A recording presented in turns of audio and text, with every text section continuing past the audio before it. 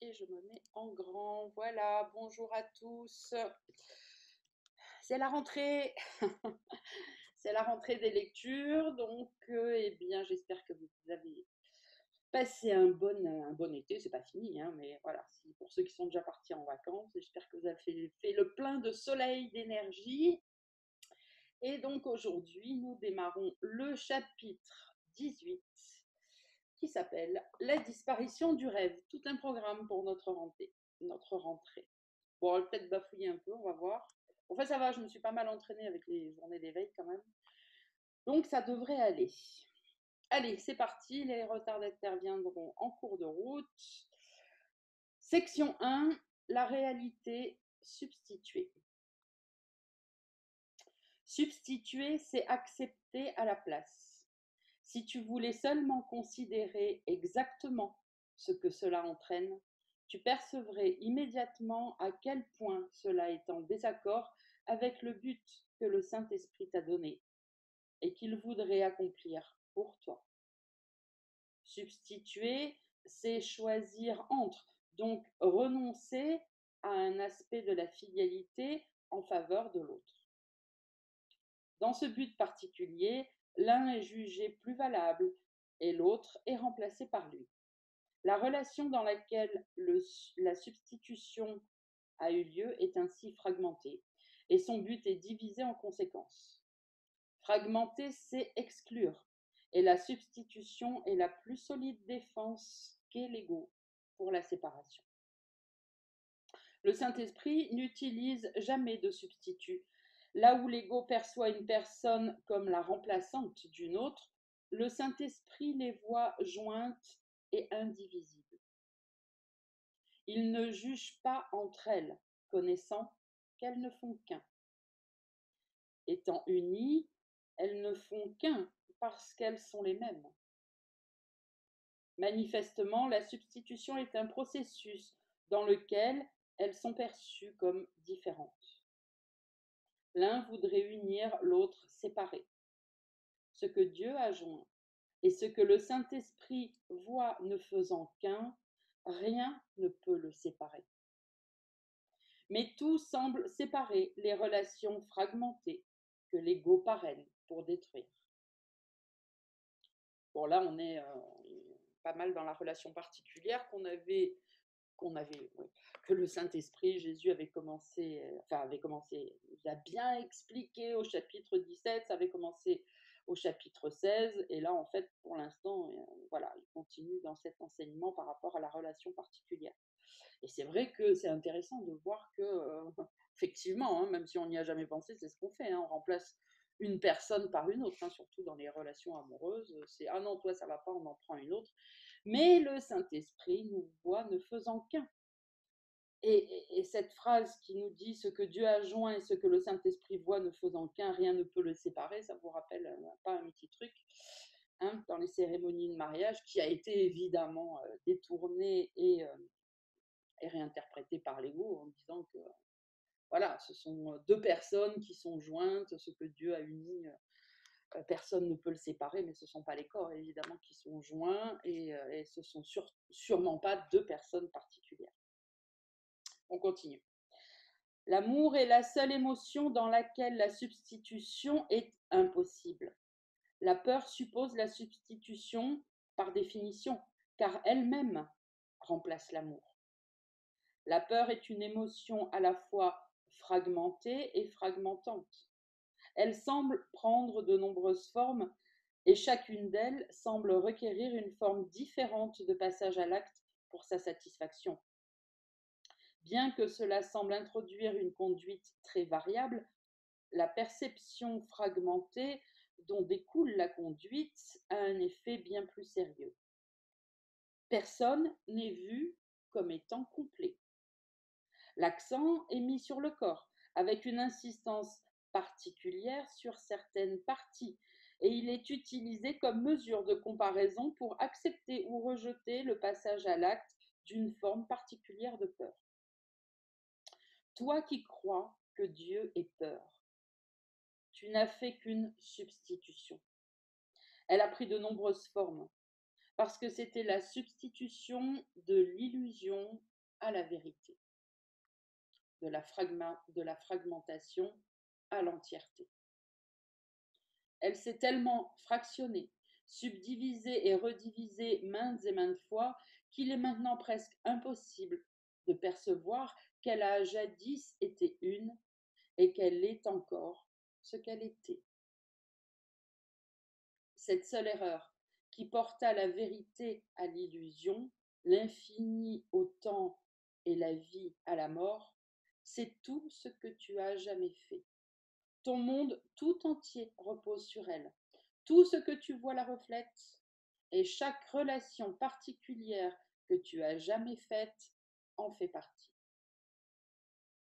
Tu es peut-être surpris d'entendre à quel point la réalité est différente de ce que tu vois. Tu ne te rends pas compte de l'immensité de cette seule erreur. Elle est si vaste et si complètement incroyable qu'un monde d'une réalité totale devait en émerger. Quoi d'autre pouvait-il en sortir?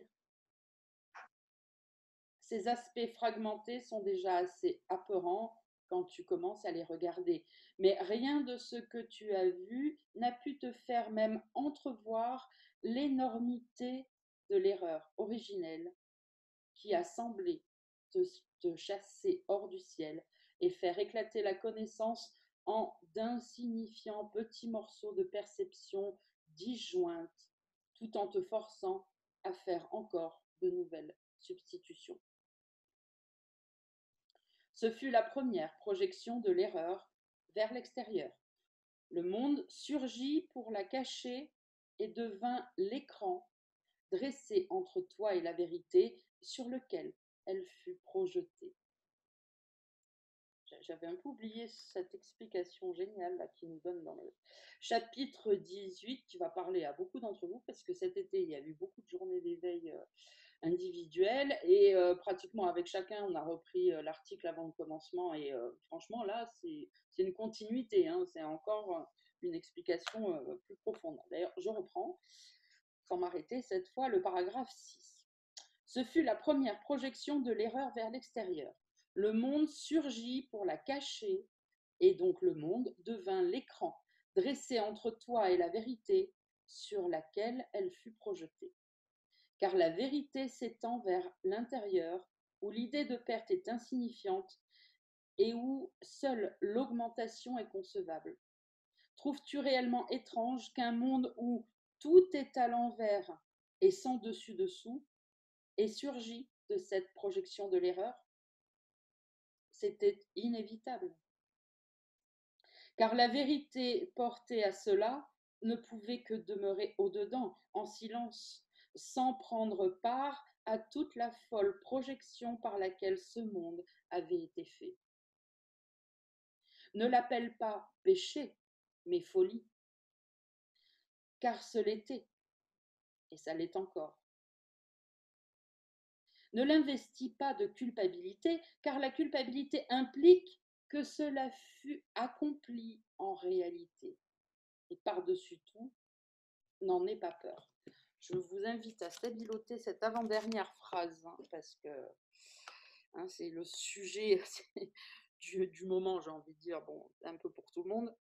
La culpabilité, dès qu'on s'aperçoit qu'on a fait une erreur, qu'on a pensé avec l'ego, qu'on a agi avec l'ego, bon bref, la première chose, c'est tout le monde tombe dans la culpabilité, et combien de fois cet été j'ai redit pour que ça s'intègre, que reprendre responsabilité n'est pas reprendre culpabilité. Là, c'est super bien expliqué, très clairement, évidemment, comme d'habitude, en quelques mots.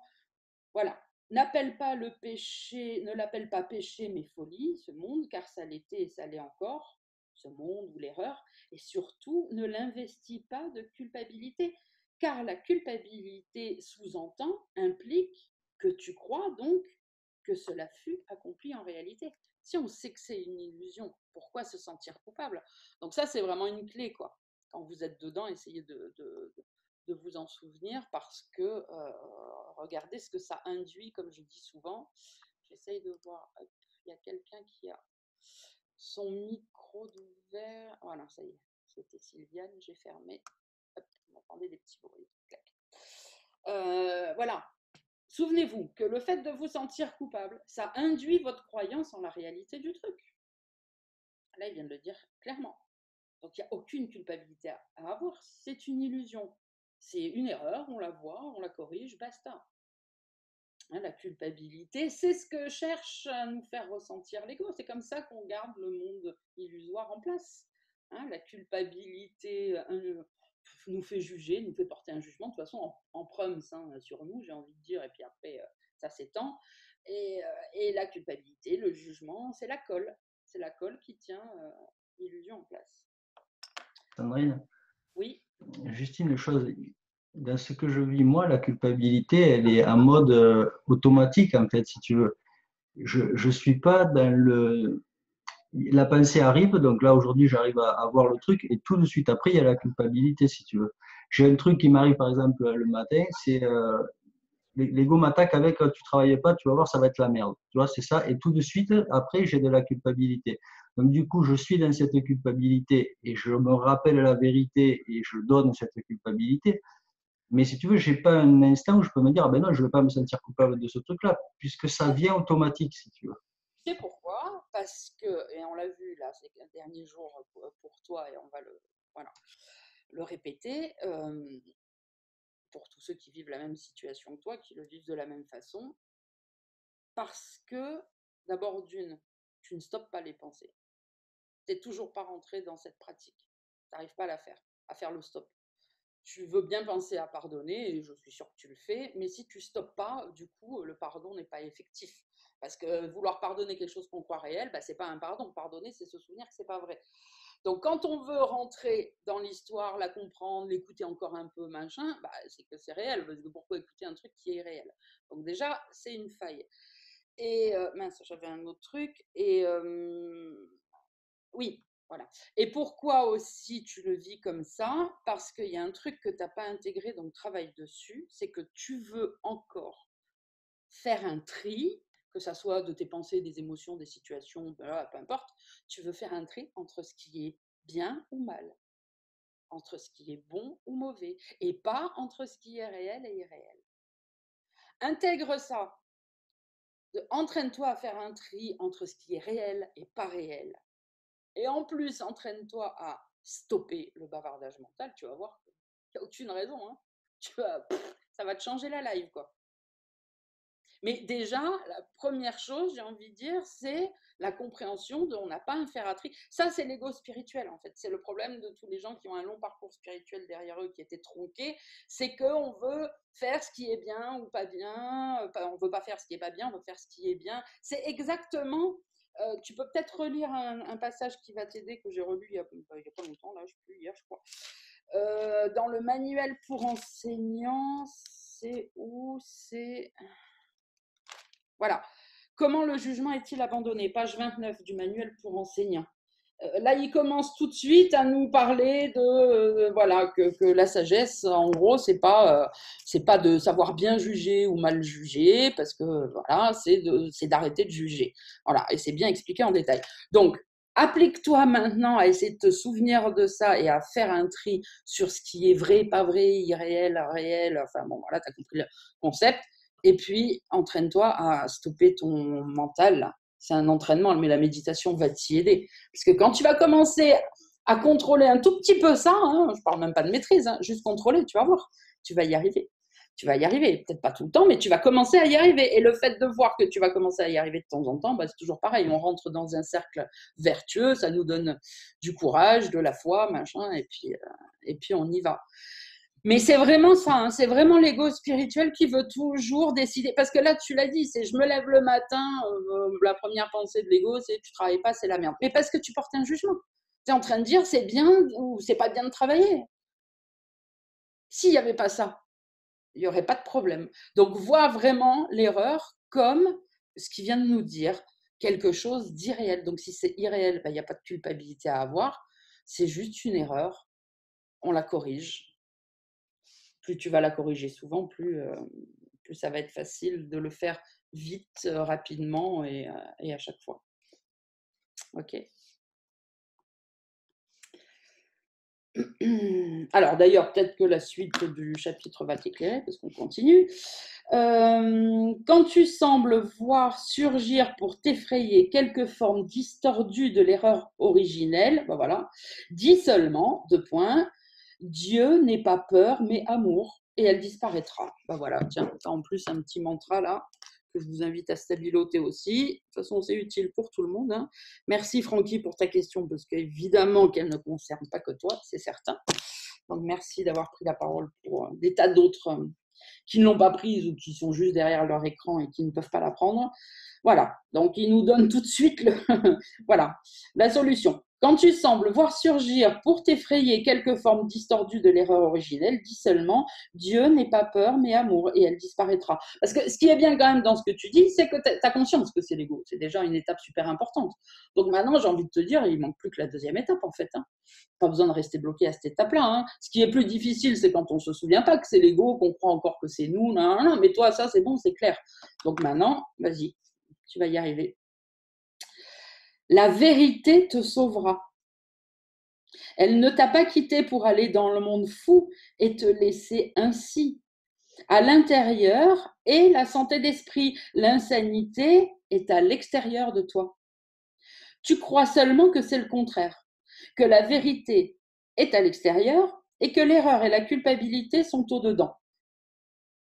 Tes petites substitutions insensées, teintées d'insanité, qui tourbillonnent dans leur course détraquée comme des plumes dansant follement dans le vent, n'ont aucune substance.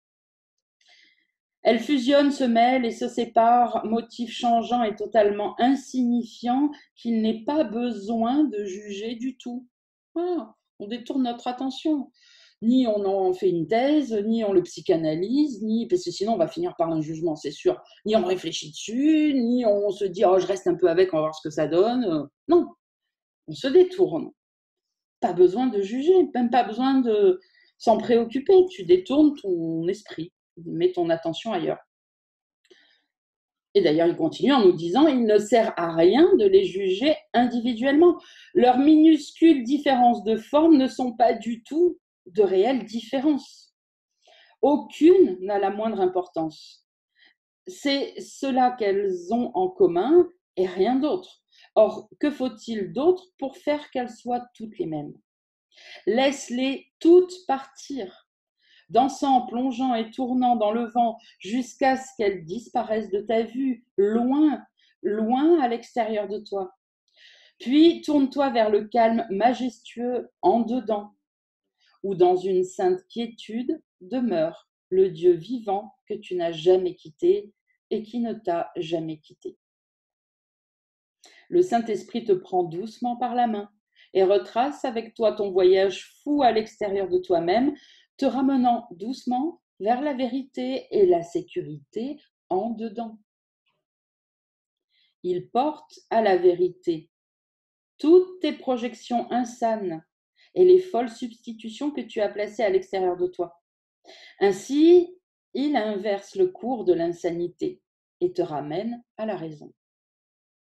Dans ta relation avec ton frère, où il a pris tout en charge à ta requête, il a mis le cap sur l'intérieur, sur la vérité que vous partagez. Dans le monde fou à l'extérieur de toi, rien ne peut être partagé, mais seulement substitué. Or, partager et substituer n'ont rien de commun en réalité. Au-dedans de toi, tu aimes ton frère d'un amour parfait. Là est la terre sainte, où nulle substitution ne peut entrer et où seule la vérité en ton frère peut demeurer. Là, vous êtes joints en Dieu, ensemble l'un avec l'autre, autant que vous l'êtes avec lui. L'erreur originelle n'est pas entrée là et n'y entrera jamais. Là est l'éclatante vérité à laquelle le Saint-Esprit a dédié ta relation. Laisse-le la mener là où tu voudrais qu'elle soit. Donne-lui juste un peu de foi en ton frère pour l'aider à te montrer qu'aucun des substituts que tu as fait pour remplacer le ciel ne peut t'en garder loin du ciel. Il n'y a en toi aucune séparation et aucun substitut ne peut te garder loin de ton frère. Ta réalité était la création de Dieu et elle n'a pas de substitut. Vous êtes joints si fermement dans la vérité que seul Dieu est là et jamais il n'accepterait autre chose à votre place. Il vous aime tous les deux également, c'est-à-dire de manière égale, et ne faisant qu'un. Or, de même qu'il vous aime, de même vous êtes. Vous n'êtes pas joints dans l'illusion, mais dans une pensée si sainte et si parfaite qu'il ne peut rester aucune illusion pour assombrir le saint lieu où vous vous tenez ensemble. Dieu est avec toi, mon frère. Joignons-nous en lui dans la paix et la gratitude et acceptons son don comme étant notre réalité la plus sainte et la plus parfaite que nous partageons en lui. Le ciel est rendu à toute la filialité par ta relation, car en elle réside la filialité entière et belle, en sécurité dans ton amour. Le ciel est entré calmement, car toutes les illusions ont été doucement portées à la vérité en toi, et l'amour à lui sur toi, bénissant ta relation de vérité. Dieu et toute sa création y sont entrés ensemble. Comme elle est belle et sainte, ta relation avec la vérité qui luit sur elle.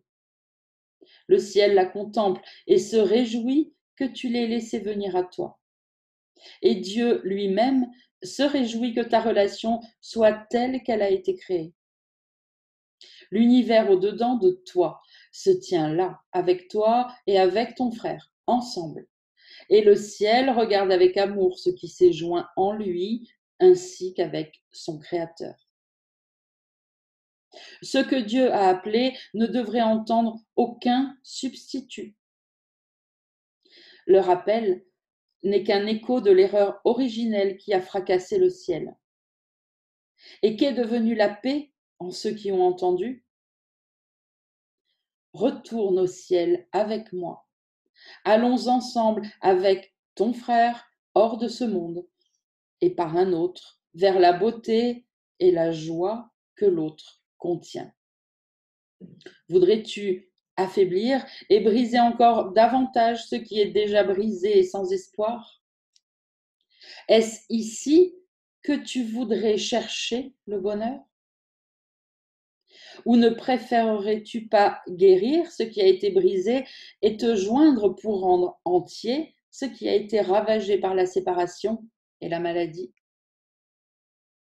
Ensemble, ton frère et toi, vous avez été appelés à la fonction la plus sainte que contienne ce monde.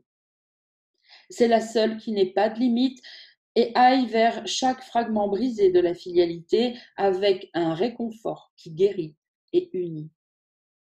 Cela t'est offert dans ta relation sainte. Accepte-le ici et tu donneras comme tu as accepté. La paix de Dieu t'est donnée avec le but lumineux dans lequel tu te joins à ton frère. La sainte lumière qui vous a réunis, toi et lui, doit s'étendre comme tu l'as accepté. Dans ce paragraphe, il a souvent parlé de porter les illusions à la lumière. Ça a été cité plusieurs fois. Donc j'en profite pour redire, parce que c'est un truc qui est un peu confus. Au début, moi-même, j'ai mis un moment à comprendre. À chaque fois, il fallait que je le note, que je le relise. C'était pas clair dans mon esprit au début. Il y a une grande différence entre vouloir amener la lumière dans notre illusion. C'est une grosse erreur que font beaucoup au début, qui ne veulent pas porter leurs illusions à la lumière pour les laisser se dissoudre, mais qui veulent, et ça aussi, ça fait partie des trucs spirituels, religieux, machin, vouloir amener la lumière dans l'illusion, dans le monde, pour éclairer les gens, les situations, les machins. Tout ça ne peut... Ce désir ne peut venir que de la croyance que le monde est réel, déjà. De toute façon, ça c'est sûr. Sinon, on ne le ferait pas si c'était clair que ce n'était pas réel. Et voilà. Bon, je ne vais pas faire une thèse dessus, mais c'est important, c'est l'occasion de le redire. pour ceux pour qui c'est pas clair encore, peut-être qui m'écoutaient là, peut-être pas forcément ceux du groupe, mais notez-le, voilà. Il y a une différence, ça a l'air d'être pareil au début, mais non, non. C'est nos illusions, donc que ça soit nos situations, nos souffrances, nos émotions, nos pensées, voilà, tout ce qui va pas dans le monde. J'ai pas de boulot, j'ai ça, j'ai ma relation qui va pas, je voudrais rencontrer quelqu'un. Voilà, toutes les illusions, en fait, c'est ça qu'on doit porter à la lumière. Donc la lumière, bah, c'est le Saint-Esprit, par exemple, hein. Voilà, c'est un symbole. Porter nos illusions au Saint-Esprit et laisser le Saint-Esprit, donc la lumière, c'est pareil, nous montrer leur irréalité et nous répondre, nous donner voilà, peut-être une instruction s'il faut quand même qu'on pose un acte dans le monde, etc. Voilà. Mais c'est pas l'inverse. Il faut pas essayer d'amener la lumière dans notre illusion, de demander au Saint-Esprit de venir nous régler cette illusion-là. Hein, parce que de toute façon, il ne le fera pas parce que ça nous blesserait. Et puis ça ne fait que renforcer la croyance que le monde est réel. Donc, quand on a un problème, on le porte au Saint-Esprit. On ne demande pas au Saint-Esprit de venir nous régler le problème ici. Et après, on essaye de faire le vide, d'être dans la foi et d'attendre, et on finit toujours par avoir des réponses, quel que soit le niveau où vous êtes. Hein. Même si vous venez de démarrer la lecture du courant miracle depuis 15 jours, je vous assure, le Saint-Esprit est en vous. Hein. Il y a le mental qui vient vous dire non, mais laisse tomber, c'est pas pour moi, pas maintenant, machin. Enlevez-vous ça de la tête, faites un des premiers pardons là-dessus. C'est possible à n'importe quel moment. Personne n'est capable ici, ni moi, ni personne, donc si quelqu'un vous le dit, mettez ça de côté, de savoir où vous en êtes sur votre chemin spirituel. Okay, il n'y a que le Saint-Esprit qui sait ça. Donc, même si vous venez de découvrir le courant miracle, vous ne savez pas où vous en êtes sur l'échelle, comme on dit. Vous ne savez pas où vous en êtes dans cette vie par rapport aux autres, etc. Donc, si vous ressentez un élan très fort qui vous aide à faire ça, vous pouvez très bien recevoir une réponse du Saint-Esprit. Alors, je ne dis pas qu'après, ça va être constant, parce que pour avoir une constance, effectivement, il faut travailler sur son esprit, il faut l'entraîner, il faut, bon, etc., faire le livre d'exercice, machin. Mais les choses ponctuelles peuvent arriver quand on a une grande foi. Hein. Donc, n'essayez pas, d'ailleurs, je vais conclure avec ça, de juger le niveau où vous en êtes. Notre fonction n'est pas le jugement, c'est le pardon. Point. Donc on ne sait pas, donc voilà, ça c'est réglé. Et Sandrine, il le dit, là, moi il y a une phrase qui me plaît beaucoup. Dans le paragraphe 7, il nous dit à l'intérieur et la santé d'esprit. Oui, c'est vrai. Voilà, l'insanité est à l'extérieur de toi, ça veut dire que. Oui, de toute façon, la santé. C'est super rassurant, quoi. Exactement, la santé d'esprit est à l'intérieur pour tout le monde. Ouais. Peu importe ce que vous jugez de vous ou des autres, ce que les autres jugent de vous des autres, vous ne savez pas où vous en êtes. Donc, si vous pouvez être capable à n'importe quel moment de joindre la santé d'esprit et de vivre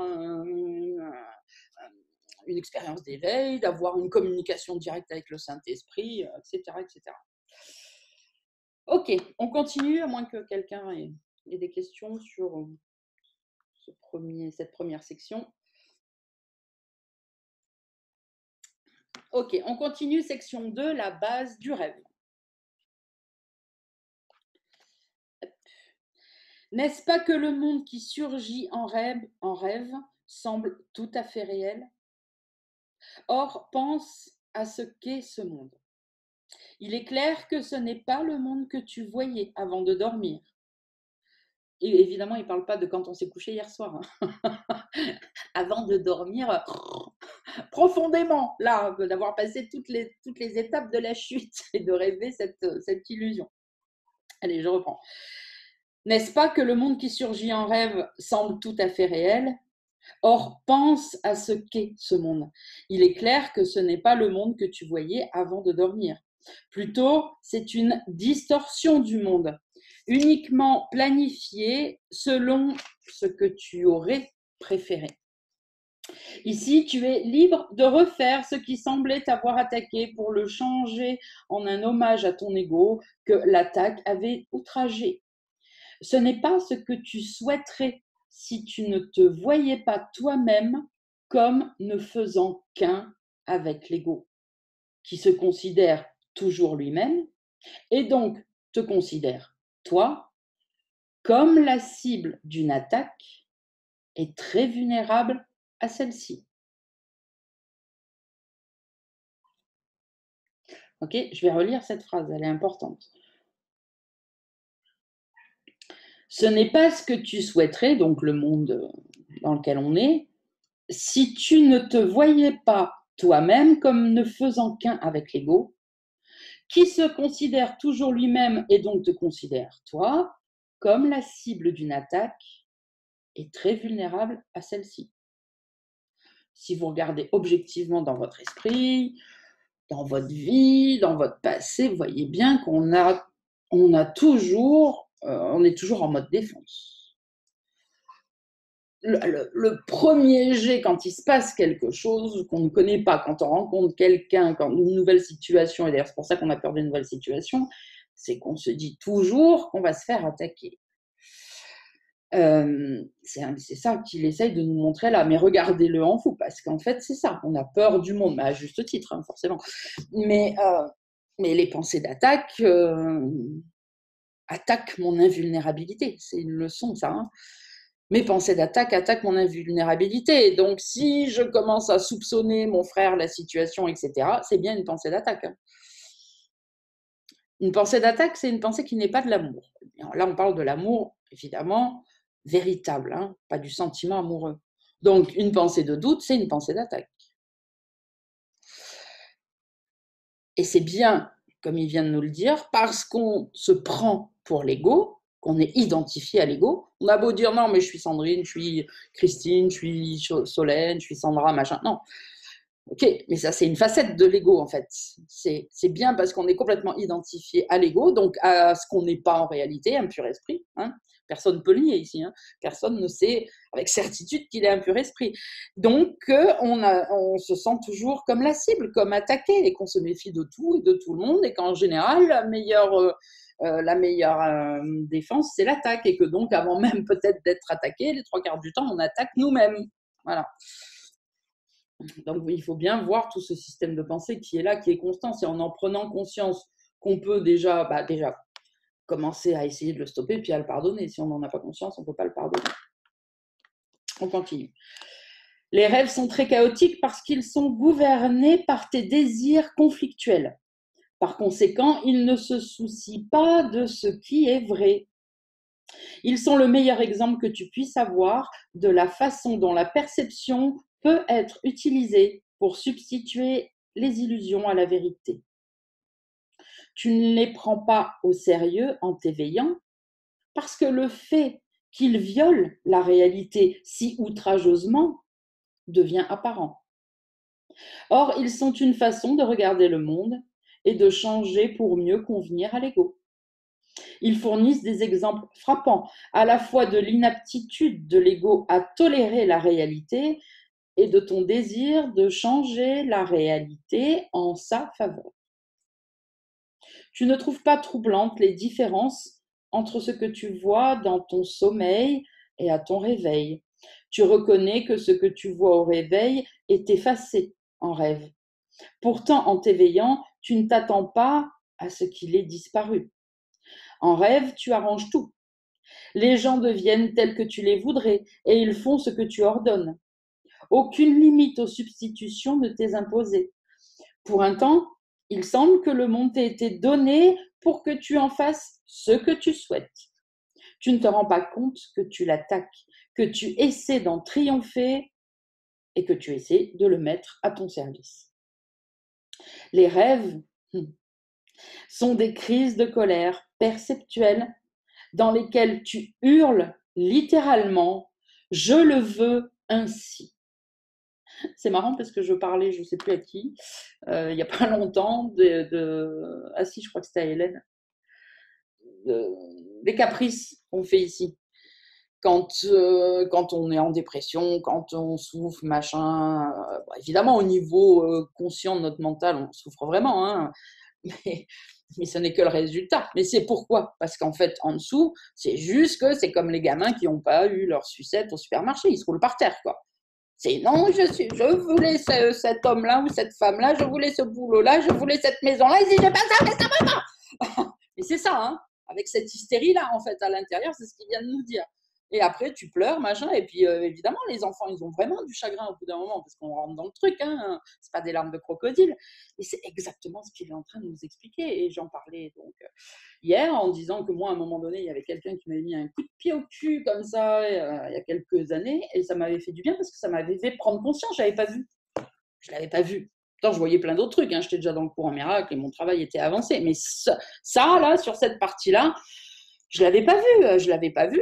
J'étais encore à cet endroit-là victime, même si j'arrivais à pas être victime ailleurs, mais c'était pas encore. Enfin bon, bref. Et donc du coup, c'est vraiment, oui, pauvre moi, je suis triste. Vous vous rendez compte ce qu'on m'a fait, ce que le monde m'a fait, enfin bon, peu importe. Non, mais c'est une crise de colère, c'est un caprice quoi. C'est, j'ai pas ce que je veux, mais quitte même à mourir, à se suicider, pour avoir raison en fait.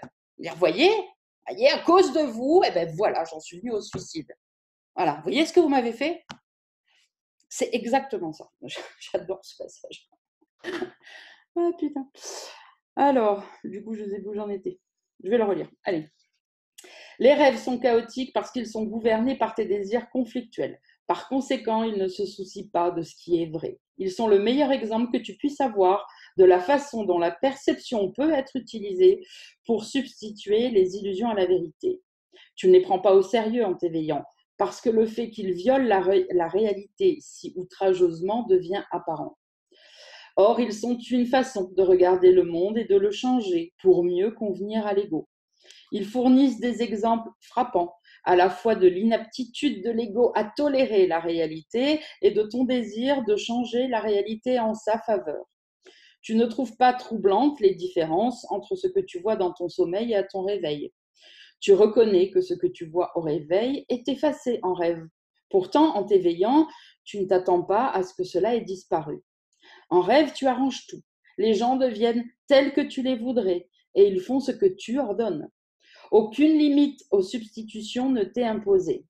Pour un temps, il semble que le monde t'ait été donné pour que tu en fasses ce que tu souhaites. Tu ne te rends pas compte que tu l'attaques, que tu essaies d'en triompher et de le mettre à ton service. Les rêves sont des crises de colère perceptuelles dans lesquelles tu hurles littéralement « je le veux ainsi ». Et ainsi, il semble en être. Et pourtant, le rêve ne peut pas échapper à son origine. La colère et la peur le pénètrent, et en un instant, l'illusion de satisfaction est envahie par l'illusion de terreur. Car le rêve de ton aptitude à contrôler la réalité, en lui substituant un monde que tu préfères, est terrifiant. Tes tentatives pour effacer la réalité sont très apeurantes, mais cela, tu n'es pas prêt à l'accepter. Alors tu lui substitues le fantasme que c'est la réalité qui est apeurante, et non ce que tu voudrais lui faire. Et ainsi, la culpabilité est rendue réelle. Les rêves te montrent que tu as le pouvoir de faire un monde tel que tu le voudrais, et que parce que tu le veux, tu le vois. Tiens, on peut se la stabiloter celle-là. Parce que tu le veux, tu le vois.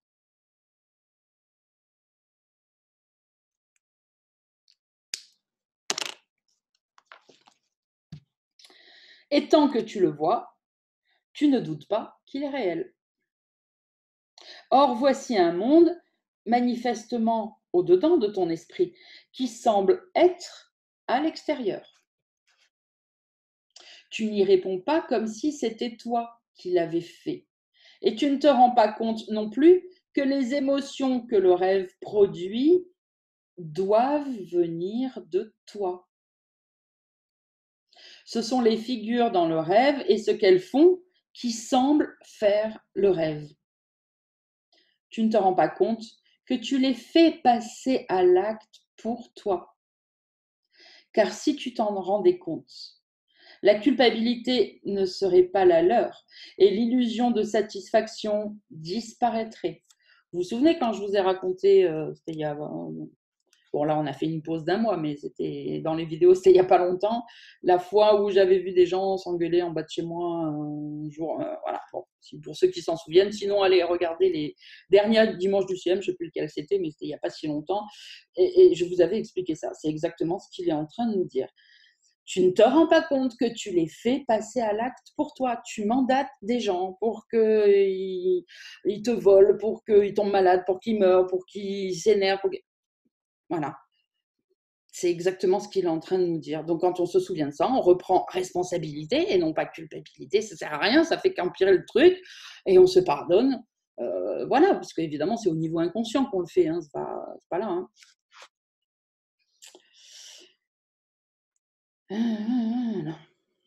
Allez, je reprends cette phrase. Donc, tu ne te rends pas compte que tu les fais passer à l'acte pour toi, car si tu t'en rendais compte, la culpabilité ne serait pas la leur et l'illusion de satisfaction, donc du rêve du monde, disparaîtrait.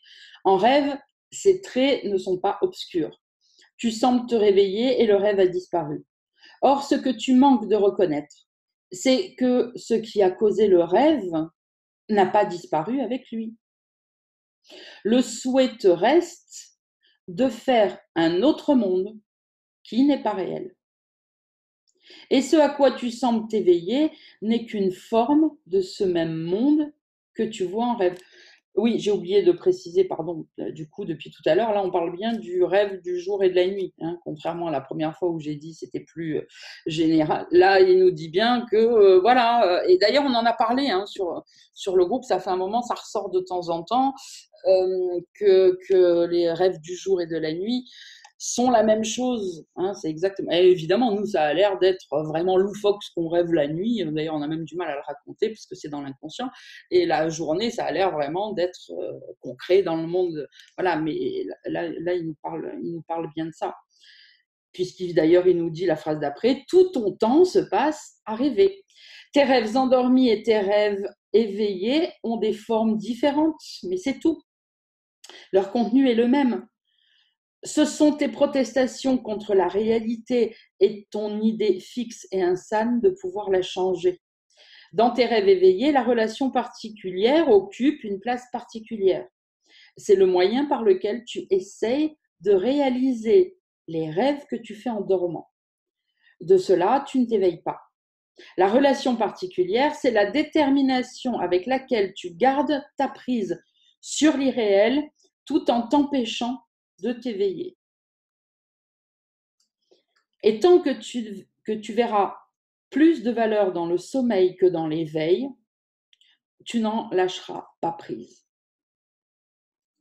Le Saint-Esprit, toujours pratique dans sa sagesse, accepte tes rêves et les utilise comme moyen de t'éveiller.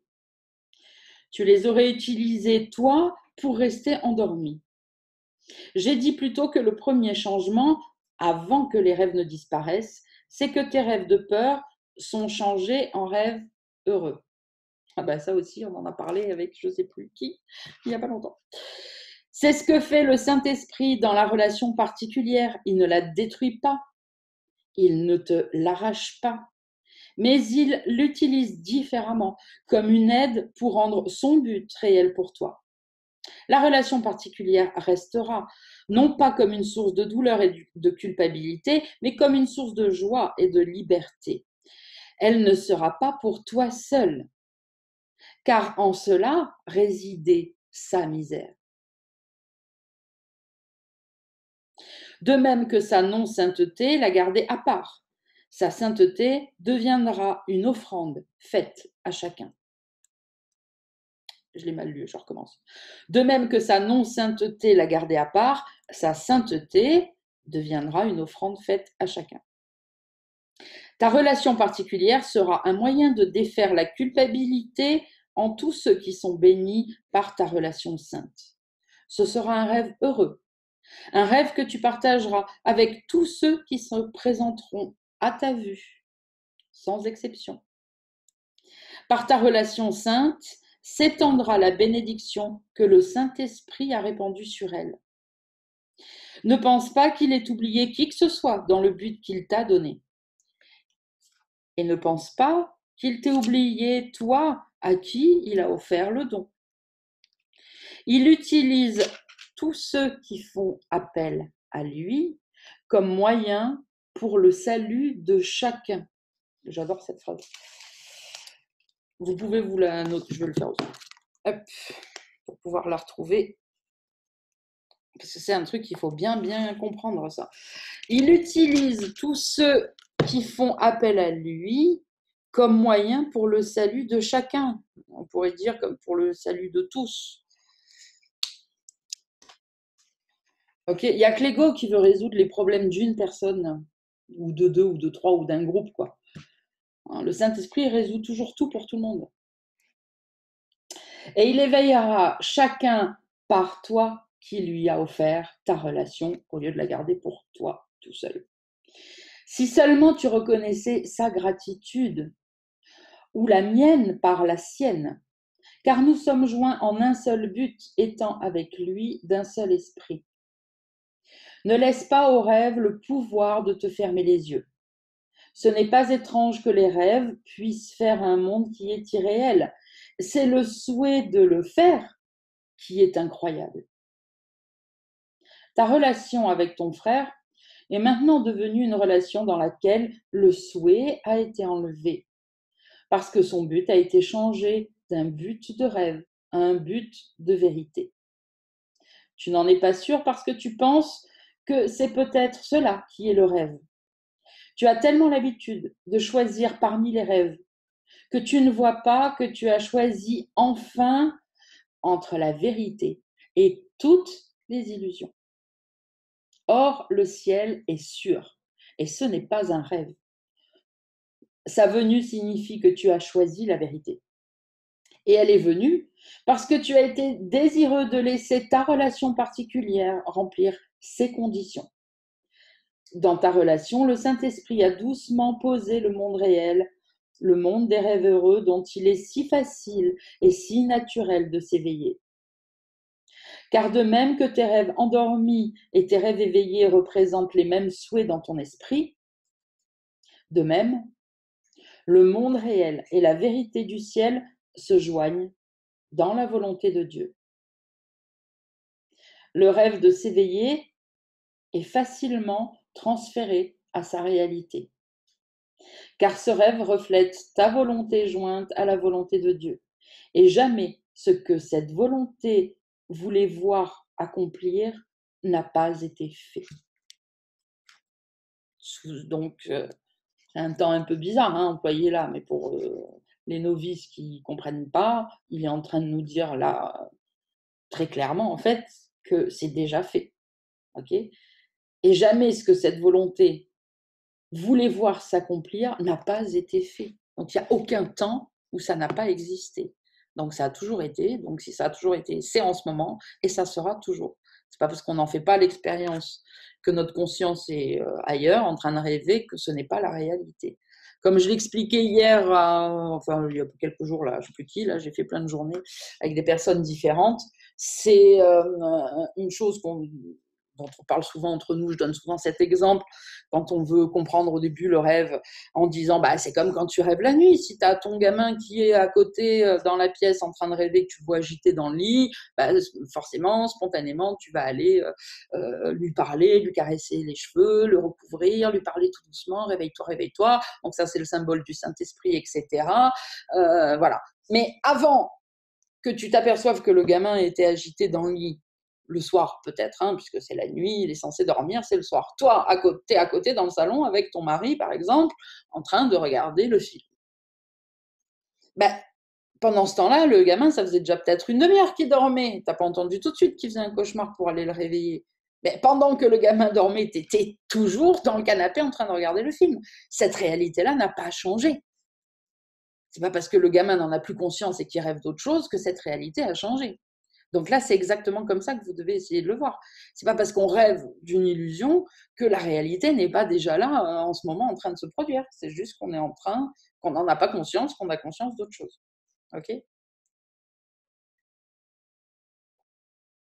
Des questions? On continue.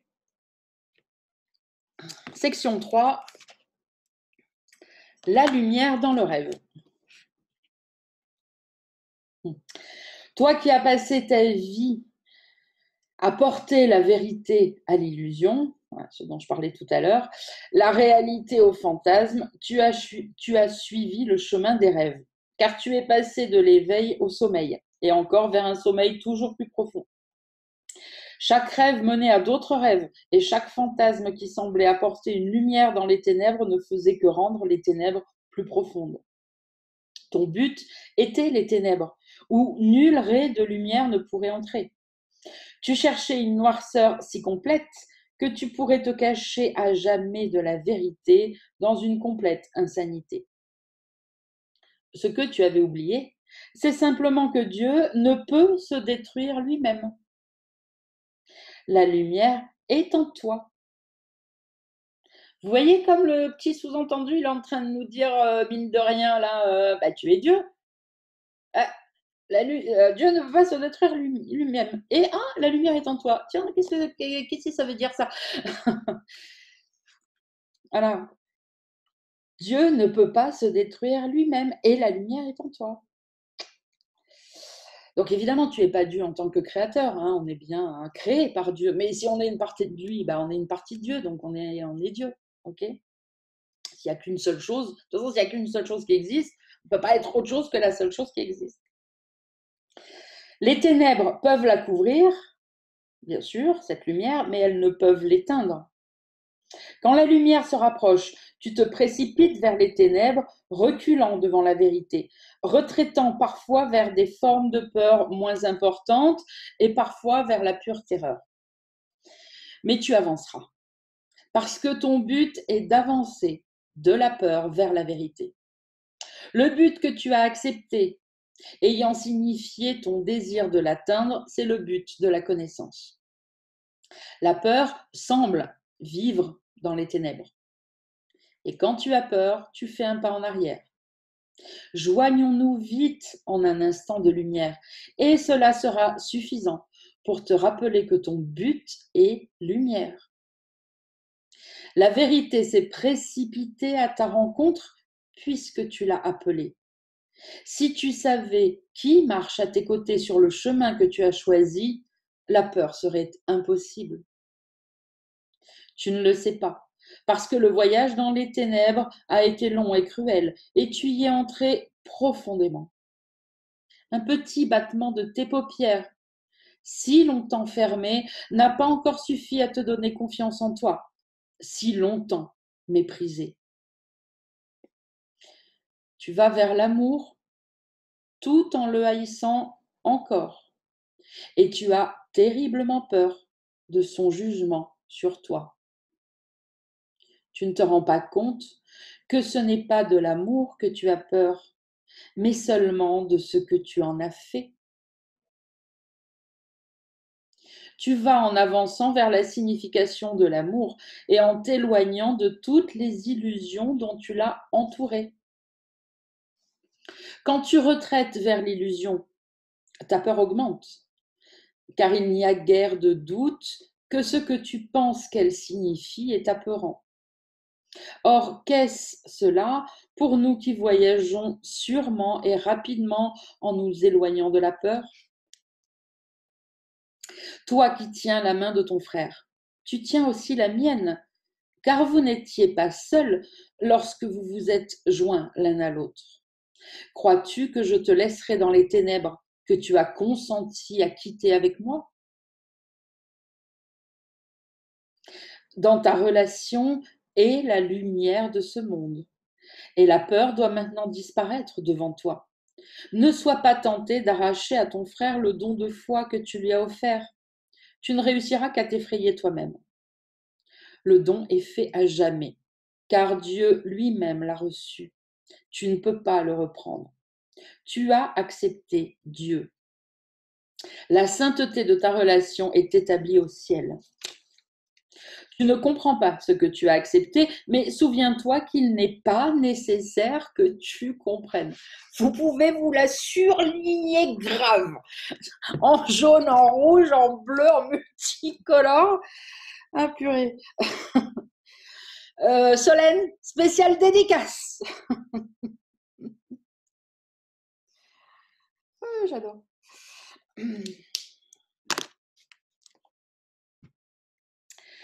Ce qui était nécessaire, c'était simplement que tu souhaites comprendre, pas que tu comprennes. C'est important cette différence, il faudra se la rappeler plus souvent. Ce qui était nécessaire, c'était que tu souhaites comprendre, pas que tu comprennes. Ce souhait, c'était le désir d'être saint. La volonté de Dieu t'est accordée, car tu désires la seule chose que tu aies jamais eue ou aies jamais été.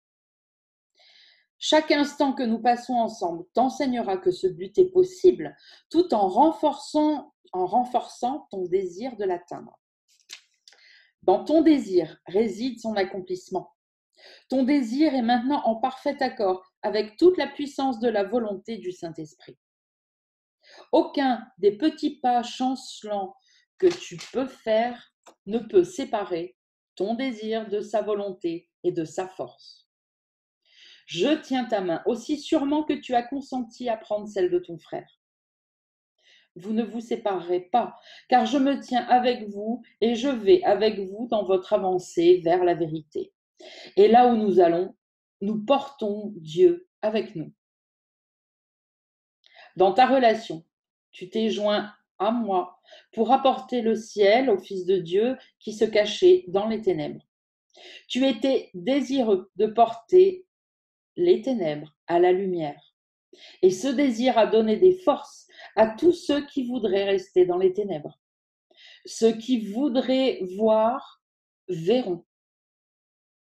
Ils se joindront à moi pour porter leur lumière dans les ténèbres, quand les ténèbres en eux auront été offerts à la lumière et enlevés à jamais. Mon besoin de toi, joint à moi dans la sainte lumière de ta relation, est ton besoin de salut. Ne te donnerai-je pas ce que tu m'as donné ? Car lorsque tu t'es joint à ton frère, tu m'as répondu. Toi qui es maintenant le porteur du salut, tu as la fonction d'apporter la lumière aux ténèbres. Les ténèbres en toi ont été portées à la lumière. Apporte-la aux ténèbres de l'instant saint auquel tu les as portées.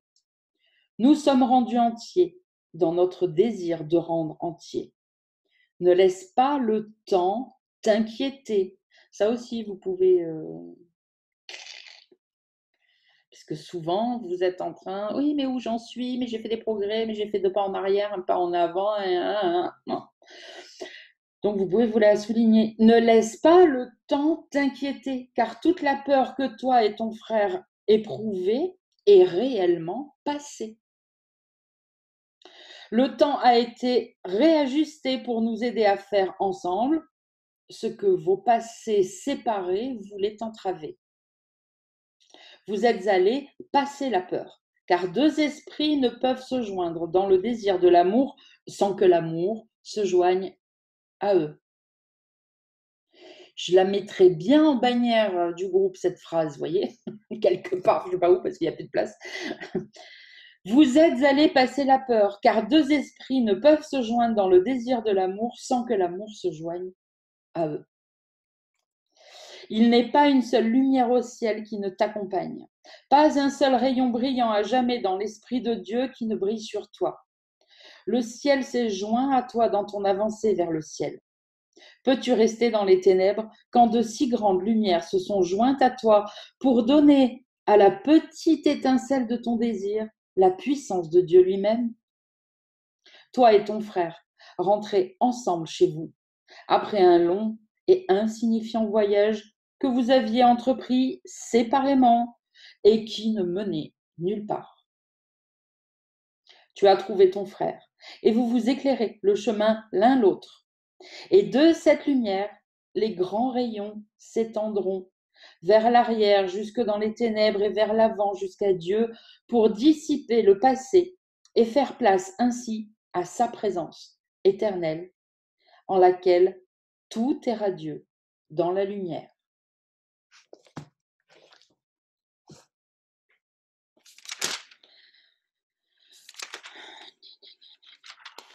Bon, on a encore un peu de temps. Je vais vous lire le suivant, après on s'arrêtera.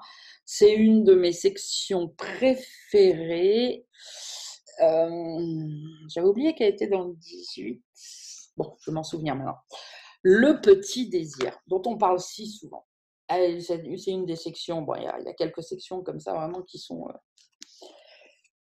que beaucoup connaissent d'ailleurs et qu'on lit et qu'on relit. Et le petit désir en fait partie. Et après, il y aura le rêve heureux, ça sera pour, j'allais dire la semaine prochaine. Non, on se revoit dans pas longtemps, on se revoit dimanche. Donc, on continuera dimanche. Allez, je vous lis le petit désir, section 4. L'instant saint est le résultat de ta détermination à être saint. Je recommence sans bafouiller. L'instant saint, il y a eu, je ne sais plus qui aussi qui me posait des questions sur l'instant saint. Voilà une très belle réponse. L'instant saint est le résultat de ta détermination à être saint. C'est la réponse. Le désir et la volonté de le laisser venir précèdent sa venue. Tu y prépares ton esprit dans la seule mesure où tu reconnais que tu le veux par-dessus tout. Par-dessus tout. Au-dessus même de penser, de comprendre et de réfléchir. Parce que ne vous y trompez pas, c'est ça qu'on veut bien souvent par-dessus tout. C'est pas les relations particulières, l'argent, machin, tout ce qu'on croit vouloir et dont on parle souvent. Ce qu'on veut, c'est penser par nous-mêmes, réfléchir, comprendre, nanana. Donc reprendre notre esprit à Dieu en fait. Et là, il le dit très bien. Donc, tu y prépares ton esprit à l'instant saint dans la seule mesure où tu reconnais que tu le veux par-dessus tout, même penser par toi-même. Il n'est pas nécessaire de faire plus. De fait, il est nécessaire que tu te rendes compte que tu ne peux pas faire plus. Ne tente pas de donner au Saint-Esprit ce qu'il ne demande pas, sinon tu lui ajoutes l'ego et tu confonds les deux. Il ne demande que peu. C'est lui qui ajoute la grandeur et la puissance. Il se joint à toi pour rendre l'instant saint bien plus grand que tu ne peux le comprendre. Ce qui lui permet de t'en donner, c'est que tu te rendes compte que tu as si peu à faire. Ne te fie pas à tes bonnes intentions. Elles ne suffisent pas. Ouh, j'adore ce passage. Je le redécouvre, je la stabilote celle-là. Vous pourriez faire de même parce que ne te fie pas à tes bonnes intentions. Elles ne suffisent pas. Ça aussi, on en a parlé récemment. Bon. Ne te fie pas à tes bonnes intentions, elles ne suffisent pas. Mais méfie-toi implicitement à ton désir. Méfie-toi n'importe quoi. Méfie-toi implicitement à ton désir, peu importe quoi d'autre pourrait y entrer. Concentre-toi seulement sur cela. Et ne sois pas troublé parce que des ombres l'entourent. C'est pour cela que tu es venu. Si tu pouvais venir sans elles, tu n'aurais pas besoin de l'instant saint. N'y viens pas avec arrogance en pensant que tu dois atteindre l'état que sa venue apporte. Le miracle de l'instant saint réside dans ton désir de le laisser être ce qu'il est. Et dans ton désir de cela réside aussi ton acceptation de toi-même tel que tu étais censé être, c'est-à-dire, saint. L'humilité ne demandera jamais... Oui. Quelqu'un a pris la première phrase du paragraphe 2. Oui. Ne te fie pas à tes bonnes intentions, elles ne suffisent pas. C'est parce que on estime nos intentions, ça veut dire que ce serait l'ego qui parle à notre place. L'enfer est pavé de bonnes intentions, comme on dit. Oui, si on a de bonnes intentions, alors du coup, peu importe ce qu'on pense et ce qu'on fait, ça suffit. Mais les bonnes intentions, en fait, ce qu'il faut comprendre, c'est que c'est au niveau mental. Et que ce n'est pas au niveau mental qu'on fait les... Ce qu'il faut toujours, c'est découvrir ce qu'on croit, en fait. Et si on se fie qu'à ce qu'on pense en surface, on est incapable d'être en contact avec nos réelles croyances. Comme on l'a vu tout à l'heure, là, je ne sais plus à propos de quoi, d'ailleurs, je ne me souviens plus. Alors, plus du tout en plus, bon, ça me revient. Mais bref, tout à l'heure, au début de la vidéo, je sais que j'en ai parlé de ça. J'ai dit oui, mais regardez, si on fait ça, ça veut dire qu'on croit ça.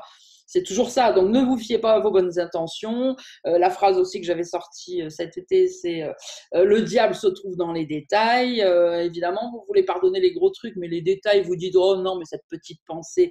Voilà, c'est de ça en fait dont il parle. Hein. Tes bonnes intentions ne suffisent pas. Ok, c'est bon? Alors, paragraphe 3, je reprends. L'humilité ne demandera jamais que tu restes content de la petitesse. En fait, je vais le relire même dimanche. Je vais commencer par celui-là tellement il est énorme. L'humilité ne demandera jamais que tu restes content de la petitesse, mais elle requiert que tu ne te contentes pas de moins que la grandeur qui ne vient pas de toi. On va le stabiloter en entier, je sens ce truc. C'est des pépites, ces phrases. La phrase 2, mais qu'elle requiert que tu ne te contentes pas de moins que la grandeur, de la grandeur d'ailleurs. Ouais, c'est un peu mal dit, mais enfin bon, vous avez compris. De la grandeur qui ne vient pas de toi. Ça, c'est une clé, si vous comprenez cette phrase, mais vraiment en profondeur, relisez-vous là, moi je vous conseille même là de vous l'afficher à tous là cette semaine pour bien la relire, pour bien l'intégrer, parce que quand vous avez capté ce qui est dit là, mais vous allez réussir à laisser passer le Saint-Esprit, à l'entendre, à vivre des instants saints, enfin des tas de trucs dont on parle tout le temps. Voilà, éviter l'arrogance, les bonnes intentions qui sont en fait que de l'ego, etc., etc. Je continue. Ce qui te pose problème avec l'instant saint surgit de la fixe conviction de ne pas en être digne. Et qu'est-ce cela, sinon la détermination à être tel que tu voudrais te faire toi-même? Dieu n'a pas créé sa demeure indigne de lui. Et si tu crois qu'il ne peut entrer là où il veut être, ce doit être que tu interfères avec sa volonté. Tu n'as pas besoin que la force du désir vienne de toi, mais seulement de sa volonté. L'instant saint ne vient pas de ton seul petit désir. C'est toujours le résultat de ton petit désir combiné à la puissance illimitée de la volonté de Dieu. Tu as eu tort de penser qu'il fallait te préparer pour lui. Il est impossible de faire d'arrogantes préparations pour la sainteté sans croire que c'est à toi qu'il appartient d'établir les conditions de la paix. Celle-là aussi, elle est énorme. Hein. Allez, hop.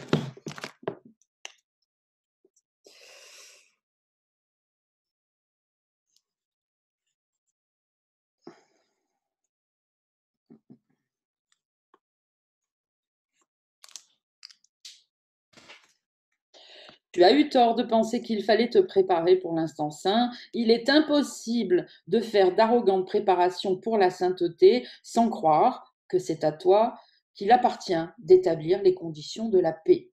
Dieu les a établies. Elles n'attendent pas ton désir pour être ce qu'elles sont. Il n'est besoin de ton désir que pour qu'il soit possible de t'enseigner ce qu'elles sont, pas pour les faire. Hein, c'est ce qu'il nous dit. Si tu maintiens que tu es indigne d'apprendre cela, eh bien tu fais interférence avec la leçon en croyant que tu dois rendre l'apprenant différent. Ce n'est pas toi qui as fait l'apprenant et tu ne peux pas le rendre différent. Évidemment, là, oui, il parle de notre soi. Bon, je vais me taire, je vais lire en entier. Voudrais-tu d'abord faire toi-même un miracle et t'attendre ensuite à ce qu'un miracle soit fait pour toi? Tu ne fais que poser la question. La réponse est donnée. Ne cherche pas à répondre, mais simplement à recevoir la réponse telle qu'elle est donnée. En te préparant pour l'instant saint, ne cherche pas à te rendre saint pour être prêt à le recevoir. Ce ne serait que confondre ton rôle avec celui de Dieu. L'expiation ne peut venir à ceux qui pensent devoir expier d'abord, mais seulement à ceux qui ne lui offrent rien de plus que le simple désir de lui ouvrir la voie. La purification est de Dieu seul. Par conséquent, elle est pour toi. Plutôt que de chercher à te préparer pour lui, essaie de penser ainsi. Moi, qui suis l'hôte de Dieu, suis digne de lui. Lui qui a établi sa demeure en moi, l'a créée telle qu'il la voulait. Il n'est pas besoin que je la prépare pour lui, mais seulement que je n'interfère pas avec son plan pour me rendre à nouveau conscient que je suis prêt éternellement. Je n'ai pas besoin d'ajouter quoi que ce soit à son plan. Mais pour le recevoir, je dois être désireux de ne pas substituer le mien à sa place. Et c'est tout. 3 points d'exclamation qu'il n'y a pas, mais que j'ai envie de mettre. Ajoute-en, et tu ne feras qu'enlever le peu qui est demandé. Bon, j'ai envie de dire que ces quelques lignes-là, si quelqu'un est inspiré à en faire une image, un post, un ou plusieurs d'ailleurs, hein, s'il y en a plusieurs, c'est très bien, lâchez-vous, comme ça vous l'ancrera, ça sera publié, republié, etc. Je continue. Souviens-toi que tu as fait la culpabilité et que ton plan, donc souviens-toi que tu as fait la culpabilité et que ton plan pour l'évasion hors de la culpabilité était de lui apporter l'expiation et de rendre le salut apeurant. Et c'est seulement la peur que tu ajouteras si tu te prépares toi-même pour l'amour. La préparation à l'instant saint appartient à celui qui le donne. Délivre-toi à celui dont la fonction est la délivrance. N'assume pas sa fonction pour lui. Donne-lui seulement ce qu'il demande afin d'apprendre combien ton rôle est petit et combien le sien est grand. C'est cela qui rend l'instant saint si facile et si naturel. Tu le rends difficile parce que tu persistes à croire qu'il doit y avoir davantage à faire. Il t'est difficile d'accepter l'idée que tu as si peu à donner pour recevoir tant. Il est très dur pour toi de te rendre compte que ce n'est pas une insulte personnelle si ta contribution et celle du Saint-Esprit sont si extrêmement disproportionnées. Tu es encore convaincu que ta compréhension est une puissante contribution à la vérité et qu'elle en fait ce qu'elle est. Nous avons pourtant insisté sur le fait que tu n'as pas besoin de comprendre quoi que ce soit. Pardon, ça me fait rire. J'ai l'impression que le Saint-Esprit, que Jésus, là, bon, c'est pareil, il s'adresse que à vous. C'est genre ciblé, tu sais. Oh, ça me fait pas rire. J'adore. Alors, donc stabilotage, clac, clac, clac. Voilà. Nous avons pourtant insisté sur le fait que tu n'as pas besoin de comprendre quoi que ce soit. Le salut est facile parce qu'il ne demande rien que tu ne puisses donner dès maintenant. Donc encore une fois, ça vaut pour tous, même pour celui qui lit le cours en miracle ou qui m'écoute pour la première fois. Si tu as un grand désir, vas-y, fonce. Le salut est facile, donc je le redis, parce qu'il ne demande rien que tu ne puisses donner dès maintenant. N'oublie pas que c'est toi qui as décidé de rendre impossible tout ce qui t'est naturel et facile. Si tu crois que l'instant saint est difficile pour toi, c'est parce que tu es devenu l'arbitre de ce qui est possible et que tu restes indésireux de faire de la place à celui qui connaît. Toute la croyance en des ordres de difficulté dans les miracles est centrée là-dessus. Tout ce que Dieu veut n'est pas seulement possible, mais c'est déjà produit. Et c'est pour cela que le passé a disparu. Oui, tu peux sourire, la petite brune en Bordeaux, là, je te vois. Et c'est pour cela que le passé a disparu, parce que ça s'est déjà produit. Il ne s'est jamais produit en réalité, ce n'est que dans ton esprit qui le pensait qu'il ait besoin de le défaire.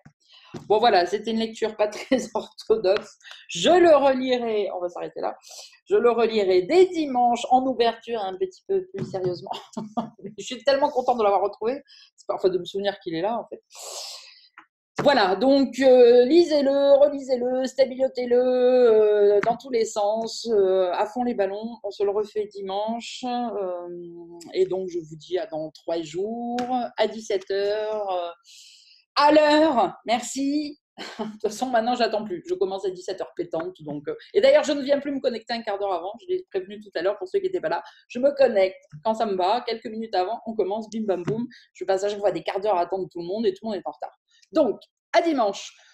de bonheur, de bonne humeur. Et soyez happy, les enfants. Je vous aime. Prenez soin de votre esprit.